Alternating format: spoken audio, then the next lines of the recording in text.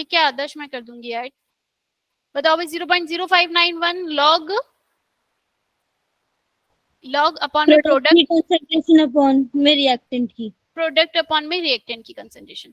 अब मेरे पास जो सेल है बच्चे, उसमें जो वैल्यू आ रही है वो ये है इस तरीके से, कॉपर 2+ ने 2 इलेक्ट्रॉन लिए, इसका रिडक्शन हुआ और ये कॉपर बना। मेरे अगर मुझे इसमें ई नॉट की वैल्यू गिवन है कितनी, 0.33 था, कितना था 0.34 0.34 वोल्ट मुझे ई नॉट की वैल्यू कॉपर 2+ से कॉपर की गिवन है। ई सेल आपको निकालना है, ई सेल निकालना है भाई। किस पे निकालना है, ये टेम्परेचर वगैरह आपको गिवन था भाई, 0.05 ऑलरेडी वो गिवन था, ई नॉट माइनस ई, ये वाली वैल्यू आपको निकालनी है। ई नॉट आपको गिवन है 0.0591 अपॉन में एन कितने इन्वॉल्व है यहाँ पे, 2, 2। और ये जो वैल्यू में 1 बाय कॉपर 2+ लिखूं, ऐसे कॉपर को 1 ही लिखते हैं भाई, पूरा का पूरा सॉलिड है। हर्षिता ने फिर आंसर दे दिया भाई 0.34। इतना क्लियर है भाई।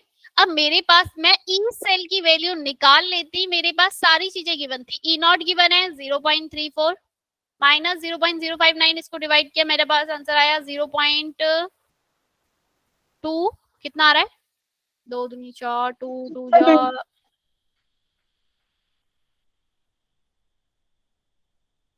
और 0.029, ठीक है 5, इस तरीके से मेरे पास। और मेरे पास वैल्यू क्या नहीं है भाई, कॉपर 2+ की मेरे पास वैल्यू नहीं है।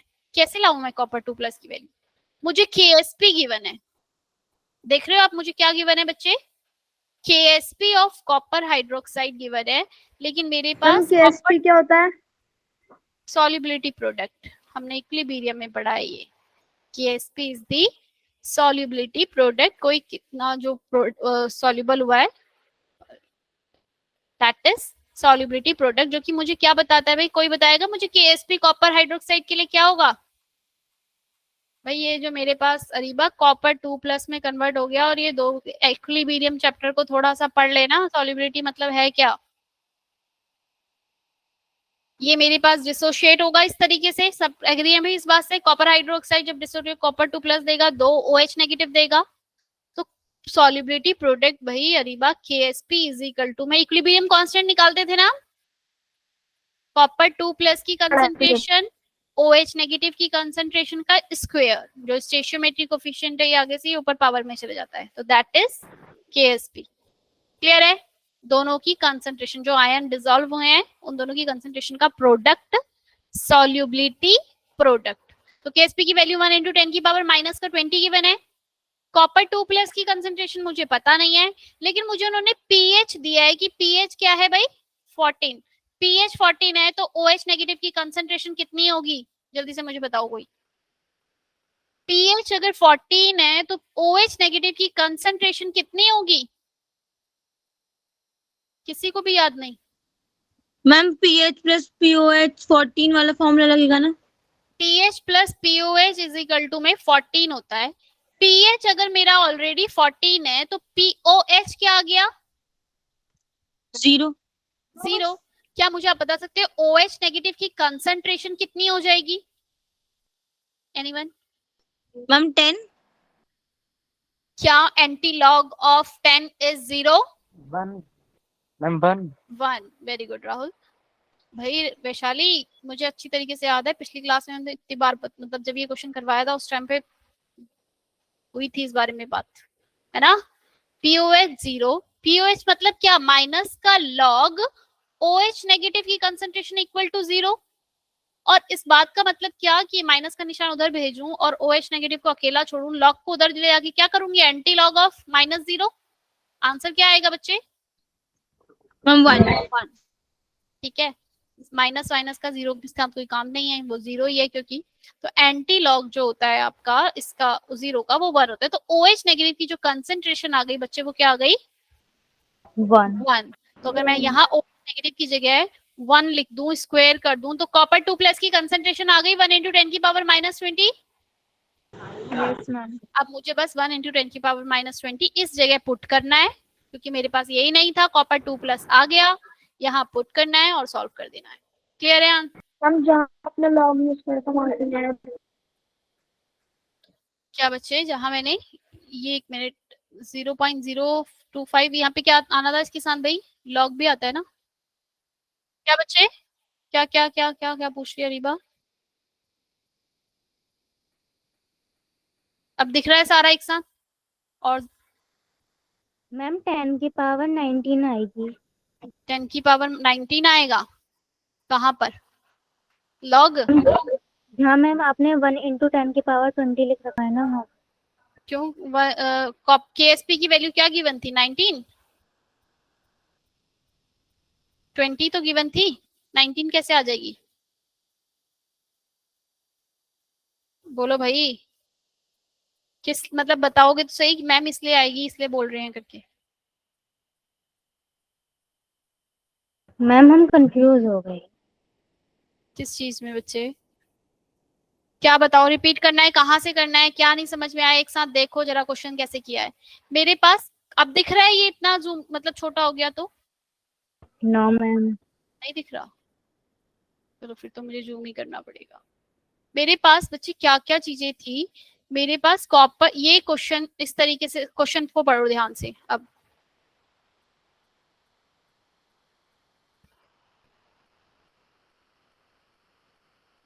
क्वेश्चन क्या कह रहा है कि standard electro reduction potential copper 2+ से कॉपर का दे रखा है, आपको रिडक्शन पोटेंशियल निकालना है जब पीएच क्या है आपका 14, केएसपी ये है।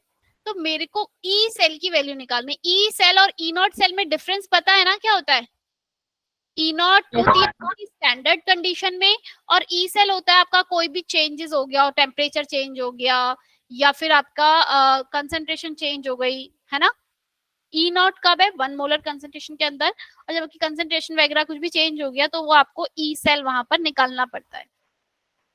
तो ई नॉट गिवन था, ये सब वैल्यू आपके पास थी। आपके पास कॉपर 2+ की कंसंट्रेशन नहीं थी जो आपको कहां से निकालनी थी, जो उसने ये सॉल्युबिलिटी प्रोडक्ट दिया था ना।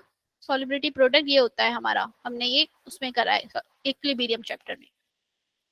तो मेरे पास OH नेगेटिव की कंसंट्रेशन आ गई पीएच की वैल्यू से जो कि आई 1। कॉपर 2+ की कंसंट्रेशन क्या होगी भाई? इक्वल टू केएसपी के बराबर। अब बोलो मुझे यहाँ पे कि 19 कैसे आया? 1 को ही तो डिवाइड किया मैंने वहां ले जाके, 1 डिवाइड होएगा तो 20 तो रहेगा। मैम हमने 1 डिवाइड ना 10 की पावर से कर दी, इसलिए हमारा गलत हो गया। हाँ नहीं नहीं, 10 की पावर से क्यों करोगे? 10 का वहां कोई काम ही नहीं है। 1 इक्वल टू, ठीक है भाई। कॉपर 2+ की जो हो गई वो या हो गई कंसेंट्रेशन 1 × 10⁻20। यहाँ पुट करो, आंसर निकालो और बता दो भाई किस किसने करा सॉल्व, कितना आंसर आया? 0.25 आ रहा है। यस मैम, आंसर सही है। करना है सॉल्व, हो जाएगा? मैम हो जाएगा। हो जाएगा, ठीक है ना। 0.25 आपका आंसर आएगा। यहाँ पे ई सेल की वैल्यू आएगी 0.25 वोल्ट, ठीक है। लॉग वॉग ही है, अब अपने आप कर लेना, ठीक है।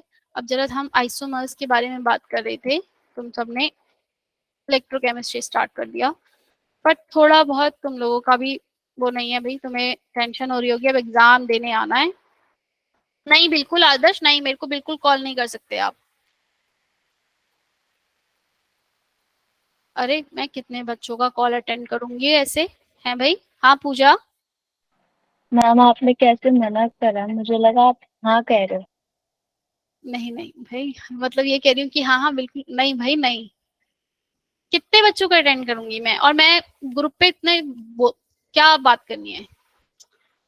क्या क्या बात करनी है भाई? मैसेज कर दो ग्रुप पे। आदर्श मेरे पास नंबर ही नहीं है ना, मैं किसी बच्चे का पर्सनल उस पे मैसेज रिप्लाई नहीं करती, जो ग्रुप पे आते हैं वो ही करती हूँ, ठीक है। चलो अब जरा हमने आइसोमर्स, हमने टाइप स्ट्रक्चरल आइसोमर की बात करी थी। स्टीरियो आइसोमर्स क्या होते हैं? स्टीरियो आइसोमेरिज्म, स्ट्रक्चरल आइसोमेरिज्म और स्टीरियो आइसोमेरिज्म में डिफरेंस क्या है बच्चे? आदर्श अभी पढ़ लेते हैं फिर बाद में बात करते हैं, क्लास के बाद रिकॉर्डिंग ऑन है, फालतू की बातें बाद में, ठीक है। ठीक है आदर्श, अभी करते हैं। मेरे पास ज्योमेट्रिक, आपने दो तरीके के आइसोमर्स पढ़े थे, स्ट्रक्चरल और स्टीरियो आइसोमर्स। स्ट्रक्चरल आइसोमर्स बच्चे क्या, जब हमारे स्ट्रक्चर में डिफरेंस है, सपोज मेरे पास ए बी सी एक बन रहा है, इसकी जगह बी ए सी हो गया, तो यहाँ स्ट्रक्चर में डिफरेंस हो गया, तो दैट इज मेरे कौन सा आइसोमर्स शो कर रहा था? ये स्ट्रक्चरल आइसोमेरिज्म। स्टीरियो आइसोमेरिज्म मतलब क्या बच्चे? जब स्पेशियल स्पेशल अरेंजमेंट जो है आपकी क्या है, वो डिफरेंट है। स्पेशल अरेंजमेंट समझते हो? मेरे पास एक मॉलिक्यूल है, वो कुछ इस तरीके से लगा हुआ है। अब की बार भी उसका फॉर्मूला सेम है, लेकिन ये क्या हो गया है यहाँ पे, एक इसमें इसकी अरेंजमेंट स्पेस में अलग है, एक ऊपर एक नीचे, और ये दोनों एक ही तरफ है। तो ये कैसा, ये हो गया आपका किस टाइप के आइसोमर्स के अंदर आएंगे, स्टीरियो। स्टीरियो मतलब समझ रहे हो, स्पेशल अरेंजमेंट। अभी सिस और ट्रांस मत बोल देना इसको। क्या ये सिस और ट्रांस है? No ma'am. कुछ तो पढ़ा है हमने सिस और ट्रांस के बारे में।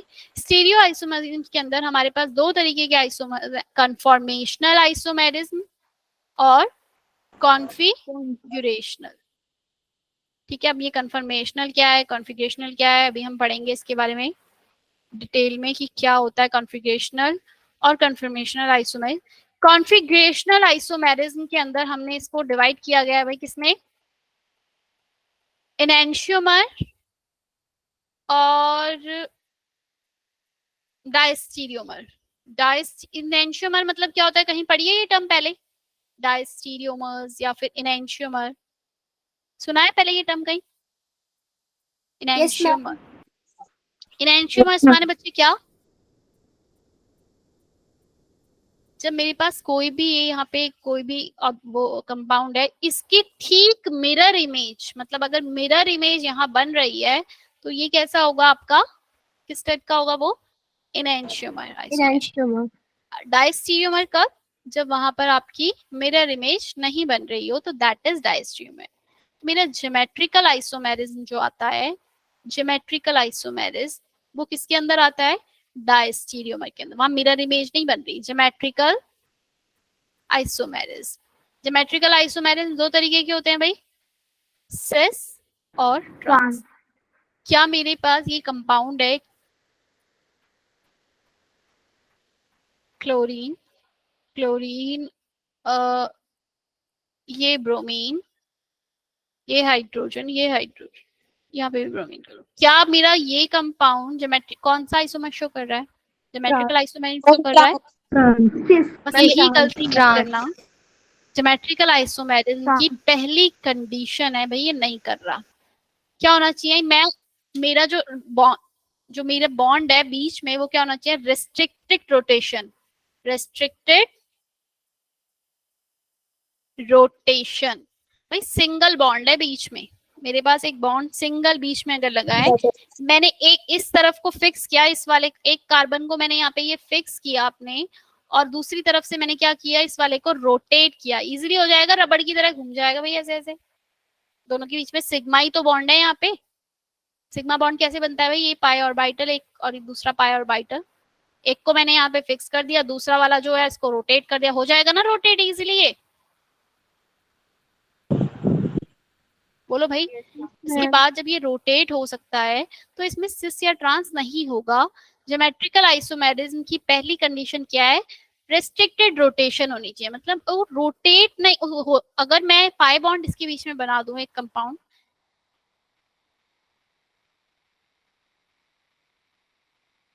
अब ये मेरा सिस और ट्रांस शो करेगा भाई। क्यों भाई, मैं यहाँ से एक कार्बन को अगर मैं यहाँ पे इसको फिक्स कर दूं, मैं इसे रोटेट करूं, पहले तो मैं कर नहीं पाऊंगी। क्यों नहीं कर पाऊंगी भाई, क्योंकि यहाँ पे मेरा पाई ऑर्बिटल है जो इसके साथ क्या है, यहाँ ऐसे बॉन्ड बना रहा है, लेटरल बॉन्ड। सिग्मा बॉन्ड तो आपका हेड टू हेड ओवरलैप होता है, पाई बॉन्ड कैसा होता है, लेटरल ओवरलैपिंग होती है। यहाँ जब लेटरल ओवरलैपिंग हो रही है पाई बॉन्ड के बीच में, पाई ऑर्बिटल्स के बीच में, तो एक कार्बन को मैंने फिक्स किया, दूसरे वाले को मैं रोटेट नहीं कर सकती, वो रबड़ की तरह ऐसे रोटेट नहीं होगा, रेस्ट्रिक्टेड रोटेशन है। तो जहां पे भी रेस्ट्रिक्टेड रोटेशन आ जाएगी तो वो कैसा आइसोमेरिज्म शो करेंगे आपका, मतलब सिस और ट्रांस ज्योमेट्रिकल आइसोमेरिज्म वहां पर शो होगा, पहली कंडीशन। और दूसरी क्या मेरे ये कौन सा आइसोमर शो कर रहे हैं भाई, ये भी और ये भी, पूजा क्या ये सिस और ट्रांस कर रहे हैं? कॉन्फिगरेशन। बस ऐसे ही उम्मीद थी मुझे तुमसे। सिस है ये, सिस है ये, और कोई विशाल, मतलब तुम्हें 11th का कुछ भी मेरे से क्लास लिया तो मतलब कुछ भी है। सिस नहीं, ये दोनों ही ज्योमेट्रिकल आइसोमेरिज्म शो ये नहीं कर रहे। दूसरी कंडीशन क्या होनी चाहिए, मेरे पास जो ये कार्बन, एक कार्बन है उस पे दोनों डिफरेंट ग्रुप लगे होने चाहिए, 2 different group are present. Ma'am वो स्मॉल एच है। अरे एच एच स्मॉल एच कुछ नहीं है, एक एच।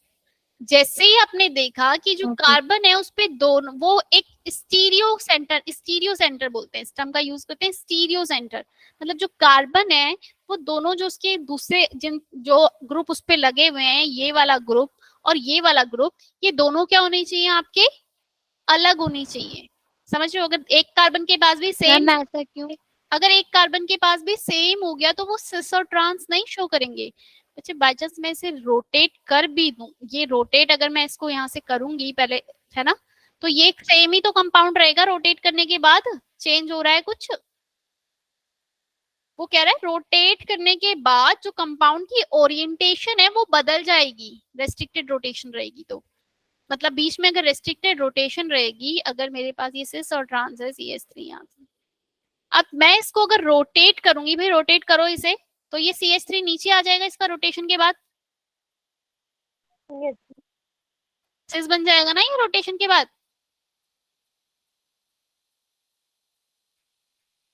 बोलो भाई, एक CH3 ऑलरेडी था, इसको मैंने फिक्स रखा और इसको ऐसे रोटेट कर दिया, एक ऊपर चला गया एक नीचे चला गया, अब इसकी ओरिएंटेशन स्पेस में अलग हो गई ना बच्चे, लेकिन वो सिग्मा बॉन्ड, कार्बन में दोनों अलग होने चाहिए। हाँ दोनों जो ग्रुप हैं लगे हुए हैं, दोनों ही कार्बन पे जो भी आपका एलिमेंट, वो अलग होने चाहिए दो ग्रुप। अब अगर मैं बात करूं सिग्मा बॉन्ड के रोटेशन की, सिग्मा बॉन्ड वाले में अगर मैं सिग्मा बॉन्ड को रोटेट कर भी दूंगी, वो उसकी जो वो है नाम वगैरह और स्पेस में, भाई ये देखो मेरे पास सिग्मा वो सेम रहेगा, उसमें कोई चेंजेस नहीं आ रहा। सपोज मेरे पास ये क्लोरीन है, ये H है, ये H, ठीक है, यहाँ पे मैं क्या रखूं अपने पास, हाँ क्लोरीन एक तरफ रखो, इस तरफ रख लो, एक काम करो CH3 और यहाँ क्लोरीन रख लिया, यहाँ H है, ये CH3। मैं इसको रोटेट भी कर दूंगी बच्चे, तो ये सेम ही रहेगा, कंपाउंड में कोई चेंज नहीं आया। समझ में? स्पेस, इसके जो स्पेशल अरेंजमेंट है उसमें कोई चेंज नहीं आएगा, क्योंकि बीच में सिंगल बॉन्ड है, भाई सिग्मा बॉन्ड है, दोनों इस तरफ से पढ़ूं कंपाउंड का नाम, उस तरफ से पढ़ूं बात सेम ही है। Yes ma'am. ठीक है, मतलब कुल मिला के बात है, बीच में आपका डबल बॉन्ड आपको दिखना चाहिए, मतलब वहां पे रेस्ट्रिक्टेड रोटेशन जो है वो होनी चाहिए। अभी इसके अंदर, सिर्फ इसके अंदर, अभी अभी और भी हम पढ़ने वाले हैं। ऐसे ही जरा मुझे एक बात बताओ, ये जो है आपका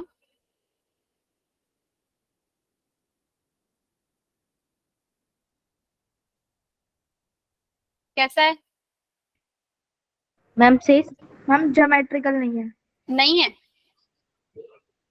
अरे क्यों नहीं है, एक कार्बन पे दोनों डिफरेंट, एक मैं ये जो मैं इस कार्बन की बात करूँ तो इस पे दोनों डिफरेंट ग्रुप लगे होने चाहिए, अगर मैं इस कार्बन की बात कर रही हूँ तो इस पे दोनों डिफरेंट ग्रुप होने चाहिए, है ना डिफरेंट? Yes ma'am. तो ये कौन सा है आपका? वैसे अगर आपको ये नाम याद रखना पड़ेगा इसका कभी कभी, मैलिक एसिड, और ये कौन सा है? Fumaric acid. एग्जाम में क्वेश्चन आ जाता है भाई, maleic acid and fumaric acid are which type of isomer, show which type of isomer, symmetrical isomer cis and trans, and which one is cis and which one is trans? Fumaric acid is, इसका नाम है common name, याद कर लो आज की date में, क्योंकि अभी तुम याद हो गया भाई, सिस वाला आपका बना है। वैसे इसका IUPAC नेम बता सकते हो? हाँ सानिया बोलो। मैम ये मैलिक एसिड और फॉर्मेलिक एसिड सिस या ट्रांस है?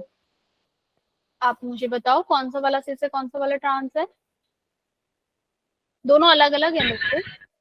मैम ये जो फर्स्ट वाला है वो सिस है और ये सेकंड वाला ट्रांस है। हाँ बस नाम याद रखना है, ठीक है। ऋषभ आ गया क्लास के अंदर?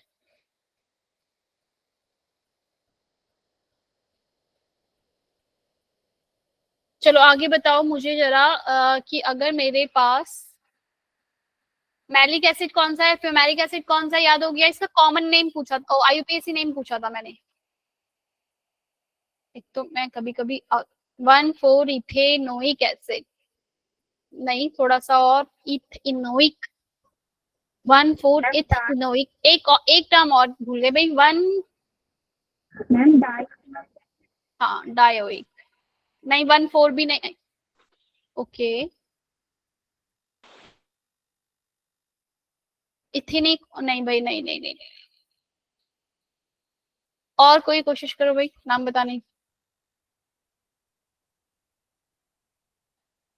क्या मैं यहाँ पे इसको चेन में नहीं ले सकती? इसको वन ऐसे नहीं लिख सकती? इसको मैं ऐसे 1 2 सिर्फ दो ही मैंने क्यों लिए? 1 2 3 4 क्यों नहीं किया मैंने इसे? वो तो जब मैं करती हूँ, जब मैं कोई कार्बोक्सिलिक चेन में नहीं ले पा रही होती हूँ, तब मैं ऐसे करती हूँ कि भाई मैंने COC इनको ही ले लिया, बाकियों को सब सब्स्टिट्यूट मान लिया। और पहली बात, अगर तुम उसे सब्स्टिट्यूट मांगोगे तो उसका कार्बोक्सिलिक साथ में काउंट करना पड़ेगा, उसे ओइक नहीं लिख सकते। ठीक है, तो ये पूरा नाम गलत हो गया बिल्कुल। ब्यूटीन 1,4 ब्यूट 2 इन 1,4 डायोइक। ब्यूट 2 इन है ना भाई, ब्यूट 2 इन 1,4 डायोइक एसिड। ठीक है, तो क्या नाम हो जाएगा इसका? सिस। ये आपका सिस है, ब्यूट 2 इन 1,4 डायोइक एसिड। और ये सिस, इसके आगे ट्रांस। वैसे तुम्हें याद रखना है मैलिक एसिड वाली जो टर्म है दैट इज सिस, और उसके दूसरे वाली ट्रांस। कुछ कंपाउंड और देख लें, क्या आप मुझे बता सकते हो? मैं C double bond C6H5 2 and CH3 2, क्या ये मेरे पास H हटा दो, क्या ये मेरे पास सिस और ट्रांस बना सकते हैं या ज्योमेट्रिकल आइसोमर शो हो सकते हैं?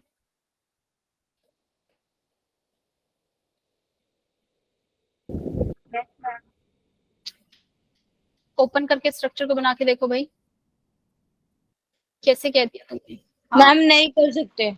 नहीं कर सकते। एग्जाम में, नहीं एग्जाम में आपके क्वेश्चन आता है भाई इस तरीके से कंपाउंड। अभी मैंने तो तब भी तुम्हें ये थोड़ा सा ऐसे करके दे दिया खोल के, मतलब डबल बॉन्ड दिखा के, बाई चांस वहां डबल बॉन्ड नहीं भी लगा हो सकता। C6H5 फिर CVH3। ठीक है, तो आपको पता होना चाहिए भाई इन दोनों के बीच में कुछ नहीं है, दोनों कार्बन एक दूसरे के साथ है। टेट्रावैलेंसी कैसे पूरी होगी? बीच में डबल बॉन्ड होगा तभी होगी।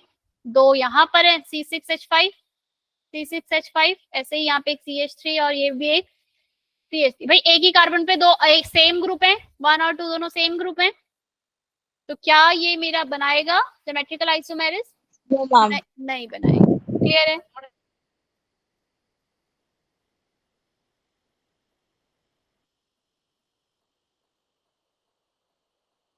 भाई बेंजीन रिंग बनाना चाह रही हूँ मैं, बन क्यों नहीं रही है भाई वैशाली? मैम मुझे नहीं पता। चलो तुमसे बन जाती है ना, तुम लोगों से बन जाती है। टेस्ट में कभी कभी बहुत बुरी बनती है। बड़ी बुरी बनती है। ये बताओ मेरा जरा,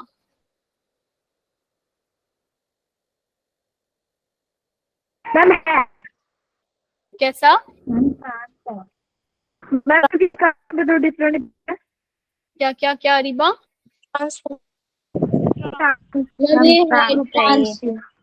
ट्रांस है ना, ट्रांस है। सबको पता चल रहा है सिस और ट्रांस क्या होता है, समझ में आ रहा है? सिस और ट्रांस के लिए एक बात और याद रखना जरा, मैं अगर मैं इसे ऑर्बिटल वाला स्ट्रक्चर बनाऊंगी तो वो कुछ इस तरीके से बनता है। इसके लिए नहीं, मतलब कोई भी इसके लिए बनाऊंगी तो ये मेरा एक कार्बन है, इसके जो बॉन्ड है यहाँ पर है। ठीक है, ऐसे ही इसके पास जो दूसरे, ये यहाँ पे बीच में एक सिग्मा बॉन्ड बन रहा है, इसके पास एक पाई बॉन्ड है जिसके साथ ये साइड बाय साइड ओवरलैप कर रहा है यहाँ पे।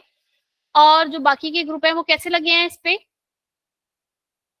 ये प्लेन में होता है पूरा। ये कॉपी तो दिखती नहीं है यार इसमें, ये दिख रही है ये हम पूरा दिख रही है। प्लेन में रहता है आपका। जो भी है आपके पास जो स्ट्रक्चर है आपका, ये sp2 ये प्लेनर है। मतलब एक अगर यहाँ पे बीच में सिग्मा बॉन्ड बन रहा है, एक बॉन्ड इधर इस कोने पे, एक इधर और एक इधर और एक इधर। ठीक है, ऐसे ही होता है अलग, मतलब प्लेन में ही होता है सारी चीजें। ऊपर above the plane below the plane यहाँ पे ऐसा कुछ नहीं होता। ये आपका पूरा प्लेन में स्ट्रक्चर बना है, एक कार्बन इधर एक कार्बन इधर और एक कार्बन इधर। ठीक है, चारों कॉर्नर में। तो ये जो होती है स्ट्रक्चर आपकी इसमें, एक डिफरेंस और होता है भाई, क्या मुझे बता सकते हो आप? एक और टर्म का यूज करते हैं हम, ई और Z term.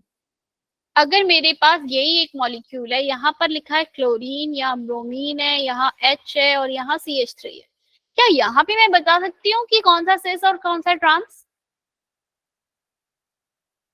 No no ma'am. लेकिन यहाँ पे भी आपका सिस और ट्रांस की तरह ही होता है, इसमें हम एक प्रायोरिटी वो करते हैं। भाई कंडीशन तो पूरी है, बीच में डबल बॉन्ड है, रेस्ट्रिक्टेड रोटेशन है, एक कार्बन के पास जो जो ग्रुप लगे हैं वो दोनों वो सभी डिफरेंस है, सभी के सभी क्या है, डिफरेंट है। तो यहाँ पे मैं टर्म यूज करती हूँ E और Z। ध्यान से सुनना इस बात को और हमेशा हमेशा के लिए याद रखना, मैं इसमें प्रायोरिटी ऑर्डर देती हूँ। ये वाला जो कार्बन लगा है ना, इसमें मैं जो दो ग्रुप ये लगे हैं मेरे, ब्रोमीन और हाइड्रोजन, इसमें जिसका मॉलिक्यूलर मास ज्यादा होगा उसको मैं क्या लिखती हूँ, नंबर 1 प्रायोरिटी इसको दी और नंबर 2 इसे। क्लियर हुई बात? कार्बन पे जो दो ग्रुप लगे हैं उसमें मैंने मास देखा, मॉलिक्यूलर मास जिसका ज्यादा उसको मैंने दी ज्यादा प्रायोरिटी, तो ब्रोमीन का ज्यादा था, इसको 1 और इसको 2। ऐसे इस वाले कार्बन पे देखा क्लोरीन और कार्बन, अच्छा सिर्फ सबसे फर्स्ट जो अटैच्ड है ना उसे देखना है, बाकी उस पे कौन अटैच्ड है वो नहीं, सिर्फ फर्स्ट नंबर पे कौन अटैच्ड है, इस पे क्लोरीन और इस पे कार्बन, तो प्रायोरिटी किसे मिलेगी, क्लोरीन को 1 और 2 नंबर इसे। अब ये जो स्ट्रक्चर बनेगी जहां 1 और 1 एक साथ आ गए, 2 और 2 एक साथ, तो ये आपकी एक तरीके से सिस फॉर्म है। सिस को मैं क्या बोलती हूँ, जेड वाली फॉर्म। क्या बोलते हैं इसे, जेड। मैंने ई से एंटी याद रखा हुआ है कि ई, और ये जो जी आपका जो जेड है इसका कुछ जर्मन में तो नहीं, लैटिन में क्या किसी में कुछ नाम होता है, किसी को पता है वो नाम क्या होता है, जेड की फुल फॉर्म और ई की फुल फॉर्म क्या है, पता है किसी को? नाम पता थी बट अभी याद नहीं। करो फिर याद करो भाई, क्या थी ई से, नाम ई की जो फुल फॉर्म थी वो क्या थी और जेड की क्या थी? जेड मतलब बच्चे एक तरीके से आपका सिस, सिस फॉर्म जो होती है ना, जिस्मा, ठीक है। वैसे ये याद व्याद करने की जरूरत नहीं है, पर इतना याद रखना जेड मतलब सिस, और इसका जर्मन से रिलेटेड है, इसका मतलब होता है टुगेदर, मतलब एक साथ, जो सिस वाली फॉर्म होती है ना एक साथ आ गए। ई मीन्स क्या होता है ऐसे, जेड हो गया आपका सेम साइड, ई मीन्स होता है एंटाजन। हाँ लिख लिया भाई किसी ने? हाँ सानिया कुछ पूछ रही हो? मैम इसके कितने नाम है, सिस और ट्रांस के? बहुत सारे हैं, बहुत सारे, विसेन आएगा, एंटी आएगा, एक्सेन और एंटी टर्म का यूज करती हूँ। अब मेरे को बताओ ये जेड वाली टर्म ये समझ में आई? अब जरा मुझे फटाफट से बता दो कि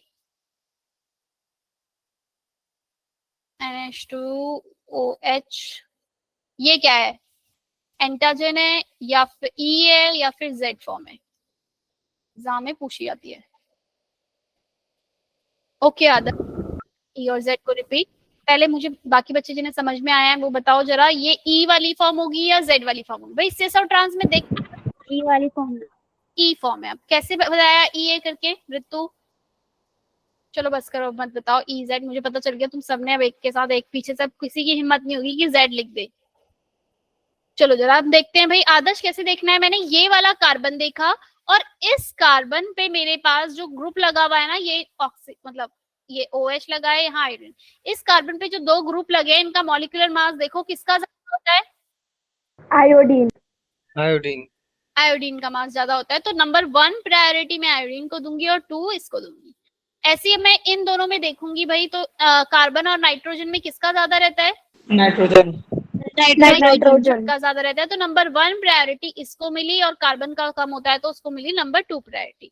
1 और 1 दोनों आपस में क्या आ रहे हैं आपके, ट्रांस वाली फॉर्म है, दैट इज इट। समझ में आ गया आदर्श? आदर्श कहाँ गया, गॉट इट? चलो मैम इसमें सिस होगा?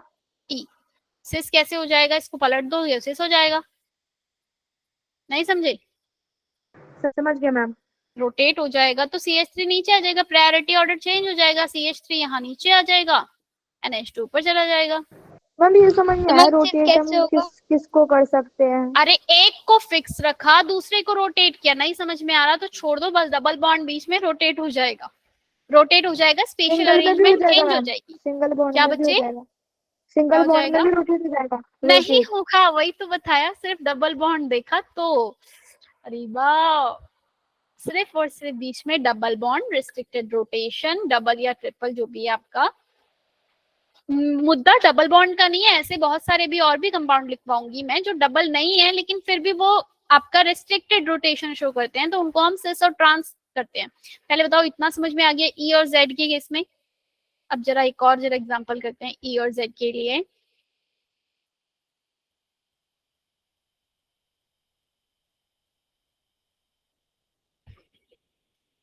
हम्म,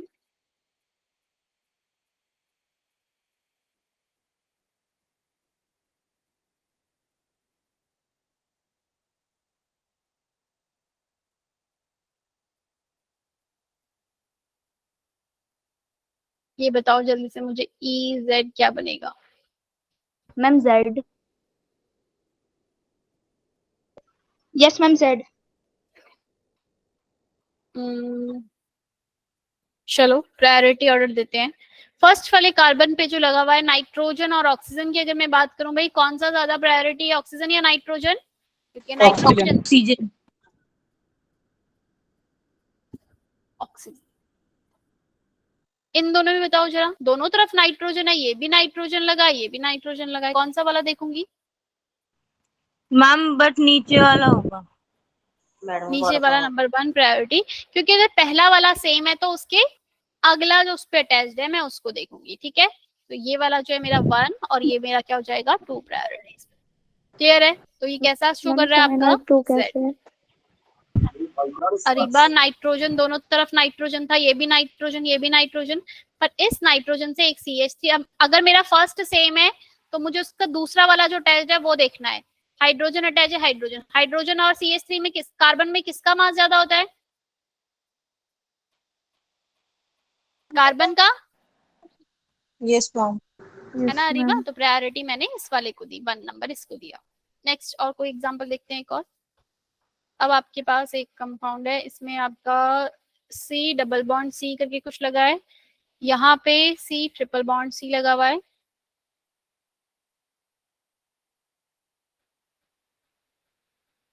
इस पे हाइड्रोजन नहीं आएगा, ठीक है। और यहाँ पर आपका लगा हुआ है, क्या लगाए भाई इधर? OH SH। अब बताओ, जब भी आपके पास इस तरीके से आ जाए यहाँ डबल बॉन्ड या ट्रिपल बॉन्ड का यूज हो रहा हो, क्या बच्चे क्या है ये ई? फंक्शनल ग्रुप को देंगे ना। अरे नहीं, ये फंक्शनल ग्रुप नेमिंग का उसमें कुछ वो नहीं है, यहाँ फंक्शनल ग्रुप और कुछ उसकी बात नहीं हो रही। मॉलिक्यूलर मास जिसका ज्यादा प्रायोरिटी उसको, जब भी आपके पास इस तरीके से आ जाए तो अगर ये वाला कार्बन सेम है भाई ये वाला कार्बन सेम है, अब मुझे अगला वाला देखना था, इसमें अगला वाला भी इधर कार्बन था और इधर, लेकिन इस वाले पे अगले वाले में जो ये 3 बॉन्ड लगे ना, इस बात का मतलब है यहाँ कितने कार्बन, मतलब इस बात को मान लेंगे कि यहाँ पे 3 कार्बन, मतलब इसको इंक्लूड करना है। और यहाँ एक कार्बन के साथ कितने हैं, 2 बॉन्ड लगे हैं इस कार्बन के साथ, मतलब कि 2 कार्बन। तो कौन ज्यादा प्रायोरिटी में रहेगा? आइन वाला, ये वाला। क्लियर है? रूल्स हैं ये, कुछ भाई लिखे हुए हैं, ये क्वेश्चन के थ्रू ही समझा रही हूँ। ठीक है, जब आपके पास इस तरीके से डबल मतलब दूसरा कंपाउंड भी मतलब दूसरा वाला भी सेम आ रहा है पर बीच में बॉन्ड का डिफरेंस आ रहा है, तो 3 बॉन्ड वाले को ज्यादा प्रायोरिटी मिलेगी। अब इसको उसके साथ कंफ्यूज मत कर देना अपनी नेमिंग के साथ। इस कार्बन के 3 बॉन्ड मतलब एक कार्बन के साथ ये 3 कार्बन अटैच है, और यहाँ एक कार्बन के साथ 2 कार्बन तो अटैच है और एक हाइड्रोजन अटैच है। कौन ज्यादा प्रायोरिटी में रहेगा? ये वाला जहाँ 3 कार्बन अटैच है, यस मैम। मॉलिक्यूलर मास इसका ही ज्यादा होगा ना। नेक्स्ट OH और SH में किसका ज्यादा होता है? एस। Ma'am HS। S का। तो ठीक है ना, तो कौन ज्यादा रहेगा, ये कैसा रहेगा आपका E फॉर्म। क्लियर हो गई भाई E फॉर्म और Z फॉर्म, यहाँ तक क्लियर है? यस। अब जरा नोट्स में कुछ देखते हैं, एग्जाम्पल मिले तो।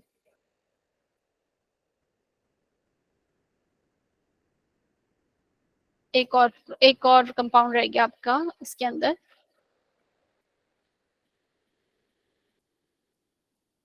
क्या ये मेरा E और Z शो करेगा?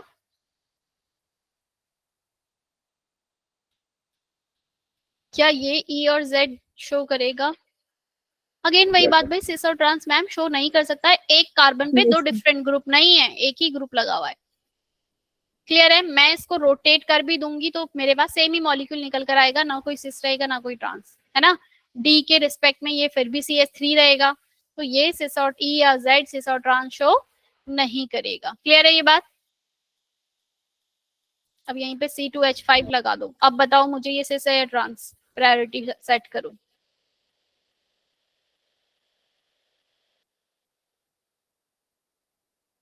मैम ये H के नीचे क्या है? डी, डी हमेशा याद रखना, हाइड्रोजन ड्यूटेरियम और ट्राइटेरियम में ट्रिटियम जो पहली प्रायोरिटी पे, तो डी वाला जो है ये नंबर 1 पे रहेगा, ये 2, ये वाला नंबर 1, ये वाला 2, तो कौन सा फॉर्म हो गया ये आपका? Ma'am Z form. क्लियर है भाई इतनी बात सबको? अब हम कितने भी नंबर मॉलिक्यूलो कर लेंगे। क्वेश्चन रूल, ये रूल नंबर 3 जिस पे लिखा है ऑलरेडी, हालांकि उसमें लिखा हुआ है ई फॉर्म, पर आप पहचान पा रहे हो ई क्यों है ये? क्योंकि ये वाला जो ग्रुप लगा हुआ है वो कैसा है आपका, एक कार्बन से दो ये अटैच्ड है, यहाँ पर एक कार्बन से एक ही लाइन अटैच्ड है, कौन प्रायोरिटी में रहेगा? मैम फर्स्ट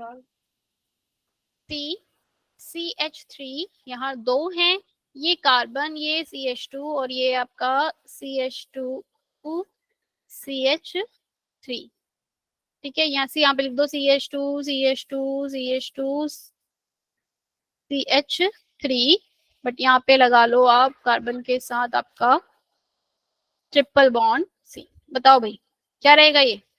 अच्छा H हटाओ, क्या है ये? सिस है, ई है, जेड है, कौन सी फॉर्म है? प्रायोरिटी बताओ ही, पहले वाले कार्बन में किसको दोगे आप, यहाँ वाले इसमें किसको प्रायोरिटी मिलेगी इन दोनों में से?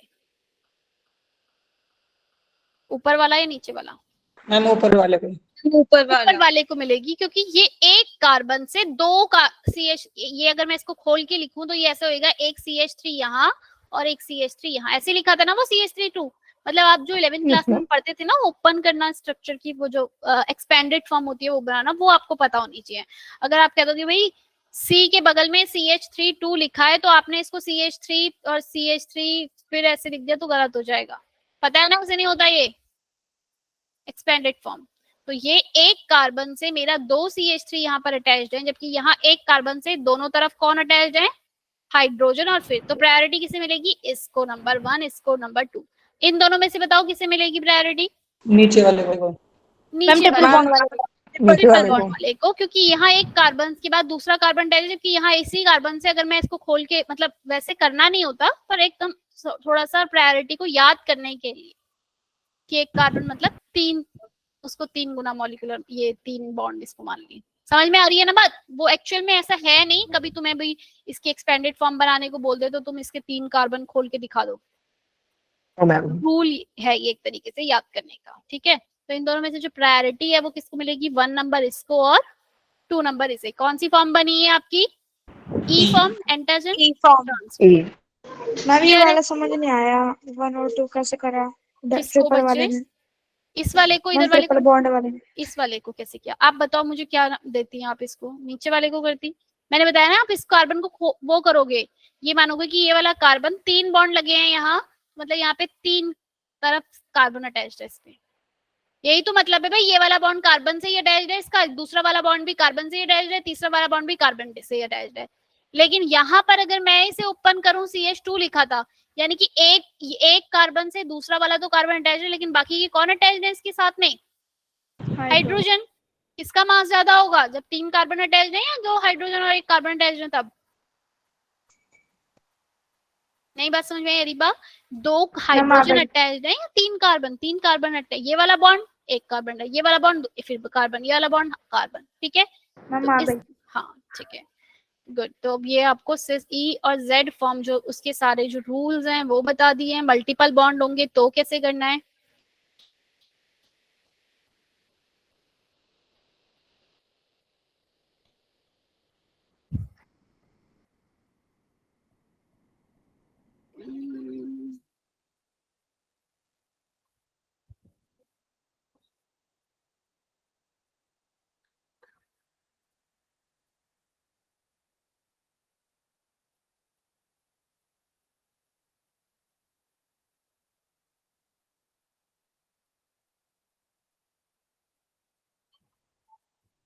मैम ये जेड फॉर्म है।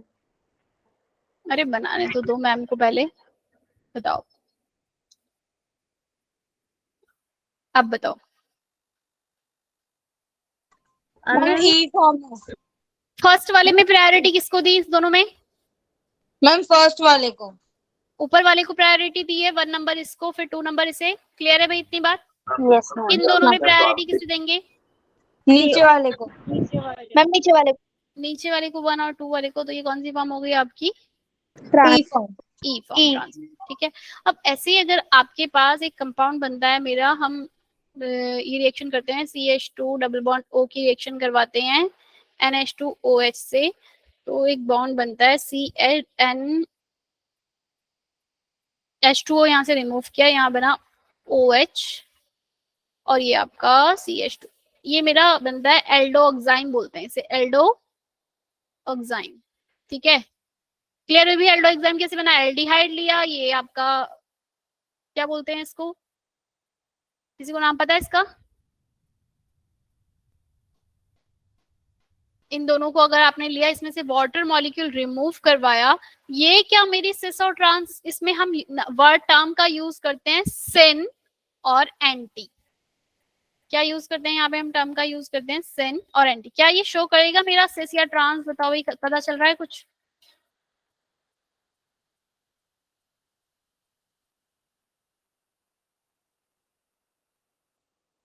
इसका नाम है आपका हाइड्रोक्सिलेमाइन, और ये है आपका एल्डिहाइड ग्रुप। ये दोनों आपस में कंबाइन किए, यहाँ से वाटर मॉलिक्यूल निकाला, एल्डोक्साइन बनता है। ये अभी हम इसमें पढ़ेंगे कीटोन वाले चैप्टर में, जब करते हैं तो उसी में ये फॉर्म होता है, ठीक है। अब ये सिन और एंटी कैसे, हाँ सिन और एंटी क्या होता है? यहाँ पे मैं टर्म का यूज करती हूँ सिन और एंटी। यहाँ क्या है, ये वाली जो टर्म है एन OH, जो मेरा यहाँ एक मॉलिक्यूल OH लगा है, अभी मेरे पास जो है ना नाइट्रोजन, इसके पास क्या बचे हुए हैं? 2। क्या बचे हैं भाई इसके साथ? 2। यहाँ पर लोन पेयर जो है वो बचे हुए हैं, ठीक है। अब मैंने अभी तक हम जो बात कर रहे थे, हम वो क्या कह रहे थे कि हम देखते हैं कि दोनों तरफ ग्रुप अलग होने चाहिए। ग्रुप अलग का मतलब होता है बच्चे, दोनों साइड जो है मेरे, एक जो कार्बन है उसमें मेरी इलेक्ट्रॉन डेंसिटी जो होनी चाहिए ना, वो क्या होनी चाहिए? दोनों की, दोनों तरफ इलेक्ट्रॉन डेंसिटी डिफरेंट होनी चाहिए। अब जब मैंने इसकी भी यहाँ पे भी रेस्ट्रिक्टेड रोटेशन जब मैंने ये की है, N डबल बॉन्ड क्या था भाई? कार्बन डबल बॉन्ड N, एक तरफ OH और इस तरफ लोन पेयर। तो भाई इस वाले नाइट्रो, जरूरी नहीं है भाई कार्बन के साथ कार्बन हो तो ही सिस ट्रांस बन सकता है, कार्बन के साथ नाइट्रोजन भी आ गया तो भी आपका सिस और ट्रांस भाई फॉर्म हो सकता है। कैसे? यहाँ तो आपका OH है, लेकिन इस तरफ इलेक्ट्रॉन डेंसिटी क्या है? अलग है, मतलब कि यहाँ पर क्या है? 2 लोन पेयर जो ये लगे हुए हैं, क्लियर है। और इस वाले कार्बन पे अगर मेरे पास एक जगह हाइड्रोजन है और ये CH2 CH3 या फिर एक CH3 ले लो, ये कैसा शो करेगा आपका? सिन या एंटी? नाम से देखो भाई, जब आपके पास OH के साथ हाइड्रोजन जो है सेम तरफ आ जाए, OH के साथ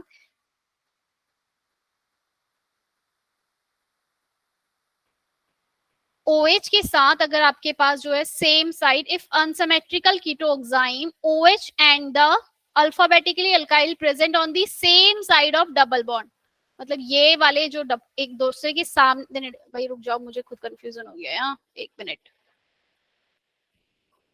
OH के साथ हाइड्रोजन अगर साथ में आ जाए यहाँ, हाँ ये कौन सी फॉर्म है? एक मिनट रुक जाओ, सिन, इसको क्या बोलेंगे हम?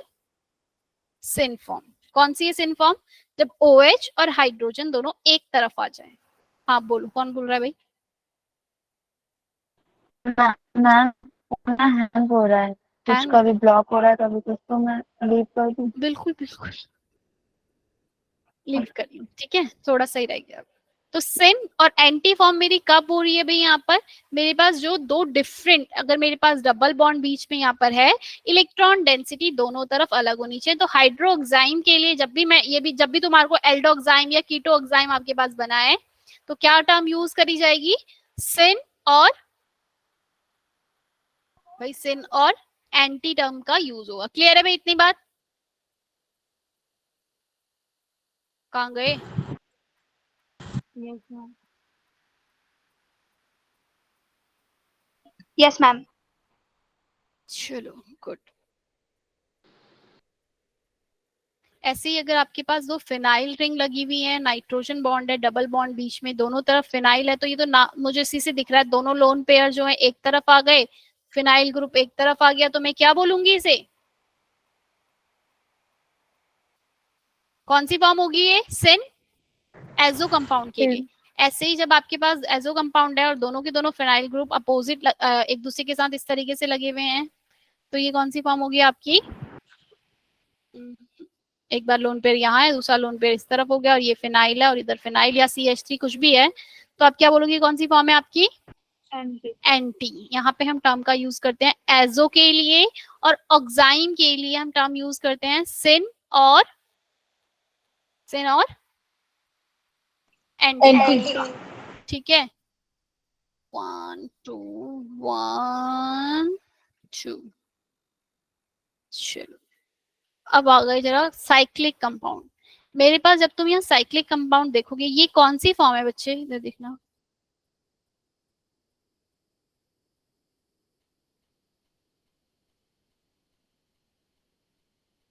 इसको मैं कौन सी फॉर्म बोलूंगी? दोनों CH3 एक ही साथ अंदर, तो ये कौन सी फॉर्म होगी आपकी? सिस। कौन सी है भाई ये? सिस। जबकि यहाँ भाई ये सिंगल बॉन्ड है यहाँ बीच में। बट बच्चे अगर मैं इसको एक बॉन्ड को फिक्स, यही मैं बोल रही थी कि सिंगल बॉन्ड का यहाँ पे भाई सिंगल बॉन्ड भी रोटेट करने पे रेस्ट्रिक्टेड है। इसको अगर मैं फिक्स रख दूं, इसको रोटेट करूं भाई, तो ये क्या होगा? मतलब रेस्ट्रिक्ट करेगा रोटेशन को। एक क्लोरीन ऊपर, एक क्लोरीन यहाँ नीचे। इस बॉन्ड, इसको जब मैं यहाँ से रोटेट करूंगी तो पोजीशन चेंज हो जाएगी ना इस ट्रायंगल की, जो साइकिल कंपाउंड बीच में बना है। एक को फिक्स रखूं, दूसरे को रोटेट करूं, चेंज हो जाएगा, ट्रांस हो जाएगा। तो इस केस में मैं सिंगल बॉन्ड के अराउंड भी इसे क्या करती हूँ, साइक्लिक कंपाउंड में सिंगल बॉन्ड भी क्या हो जाता है आपका? फ्री नहीं होता। मतलब वहां फ्री रोटेशन नहीं है, इजिली रोटेट नहीं हो रहा है, वो भी किसके अंदर आता है आपका? restricted rotation के अंदर आता है। CC single bond is not free because of rigidity caused by the presence of other carbon in the ring। दूसरा कार्बन है रिंग में, इसलिए तुम इसको फिक्स रख के इसको घुमा नहीं सकते हो। तो इसमें भी मेरे पास ज्योमेट्रिकल आइसोमेरिज्म फॉर्म होते हैं। सिस और ट्रांस को पहचान ही लोगे, दो क्लोरीन एक साथ सिस, अब एक दूसरे के अपोजिट तो ट्रांस। क्लियर है इतनी बात? अब नंबर ऑफ ये जो ज्योमेट्रिकल आइसोमेरिज्म है, ये काउंट कैसे करेंगे? अगर मेरे पास पॉलीइन टाइप का कंपाउंड आ जाए, भाई इसमें थोड़ा सा फॉर्मूला वाला बात वो है, और तुम मुझे एग्जॉस्ट होते हुए दिख रहे हो, अभी के लिए इतना पचा लो। क्या? एक तो बीच में रेस्ट्रिक्टेड रोटेशन, डबल बॉन्ड, एक कार्बन के दोनों तरफ दोनों डिफरेंट ग्रुप लगे होने चाहिए, इस कार्बन पे भी और इस कार्बन पे भी, तो वो आपका सिस और ट्रांस शो करते हैं। क्लियर है? या फिर हम बात करते हैं E और Z की प्रायोरिटी ऑर्डर, बता दिया किस तरीके से आपको प्रायोरिटी देनी है। याद हो गया है हमेशा के लिए प्रायोरिटी ऑर्डर कैसे दोगे भाई? हाँ बोलो भाई, विनय कुछ कह रहे हो? विजय, प्रायोरिटी ऑर्डर हम कैसे देंगे ये पता चल गया। डबल, अगर मेरे पास C के साथ क्या लगा हुआ है, कोई दूसरा कंपाउंड, सारे के सारे अलग हैं, सबके सब अलग लगे हुए हैं, तो हमें कैसे प्रायोरिटी को सेट करना है? नंबर 1 2 3, जिसका भी मॉलिक्यूलर मास ज्यादा है वो वाला रूल। या फिर अगर दोनों, पहला वाला सेम है दोनों तरफ, तो दूसरा वाला कंपाउंड जो अटैच्ड है वो, और नंबर ऑफ बॉन्ड जो अटैच्ड है उनसे, उसके बेसिस से प्रायोरिटी सेट करनी है। दूसरा हमने सीखा सिन और एंटी। किसके लिए सिन और एंटी को एक बार मैं कल की क्लास में फिर थोड़ा सा बताऊंगी अगर अलग अलग होंगे। यहाँ पे क्या है, मेरे पास इलेक्ट्रॉन डेंसिटी अलग है, ये इलेक्ट्रॉन डेंसिटी अलग है, इसकी अलग है, इन दोनों इस पे भी अलग हो गई, इस पे भी, दोनों एक तरफ है, तो कौन सा हो गया ये? सिन। ऐसे ही हाइड्रोक्सिल एमाइन का भी, ठीक है ना। एन के साथ यहाँ कार्बन के साथ यहाँ पर एक तरफ OH है, इस तरफ यहाँ पे लोन पेयर बचा है भी नाइट्रोजन पे, ठीक है। इस तरफ हाइड्रोजन, और इस तरफ अगर कोई ग्रुप लगा है, या इस तरफ भी कोई ग्रुप लगा है, CH3 CH2 CH3, तो मैं इसका नाम कैसे रखूंगी? ठीक है, सिन और एंटी। और उसके बाद हमने बात करी किसके बारे में? साइक्लिक कंपाउंड के अंदर भी मेरा, जबकि यहाँ सिंगल बॉन्ड है तो यहाँ रोटेशन होता है। हालांकि अगर मेरे पास यही बॉन्ड अगर यहाँ पर अब यहाँ लगा होता ना बच्चे, मेरा एक जगह CH3 लगा है सपोज, यहाँ CH3 यहाँ लगा है, ये मेरा सिस और ट्रांस शो नहीं करेगा। साइक्लिक ब्यूटीन जो होते हैं वो कभी भी सिस और ट्रांस नहीं शो करते। ज्योमेट्रिकल आइसोमेरिज्म क्यों शो नहीं करते भाई? क्योंकि यहाँ पे इसकी रोटेशन के साथ स्ट्रेन आ जाएगा। ये स्ट्रेन क्या है, क्या आ जाएगा, बस इतना याद रखो कि इसको मैं रोटेट नहीं करूंगी। स्ट्रेन टर्म का यूज हम अभी बाद में करेंगे, तब मैं बताऊंगी स्ट्रेन क्या है, लेकिन यहाँ मैं इसको रोटेट नहीं कर सकती हूँ। एक तो ये साइक्लिक है और बिल्कुल भी इसका सिस और ट्रांस बन ही नहीं सकता क्योंकि ये रोटेट ही नहीं होगा। क्लियर है? जी मैम। ठीक है, इसमें आपका सिस और ट्रांस जो है वो फॉर्म नहीं होता। ये हमेशा मुझे किस में मिलेगा? आपका सिस वाली फॉर्म के अंदर ही रहता है। ठीक है, और कुछ रह गया है? और number of geometrical isomerism. Prerna mic off. Ma'am बस भी डबिंग हो रही है। ज्योमेट्रिकल आइसोमेरिज्म हम नंबर कैसे निकालेंगे अगर मेरे पास एक से ज्यादा डबल बॉन्ड है, उसके बारे में हम कल करेंगे। आज की क्लास को यहीं पे खत्म करते हैं। Tata bye bye, thank you.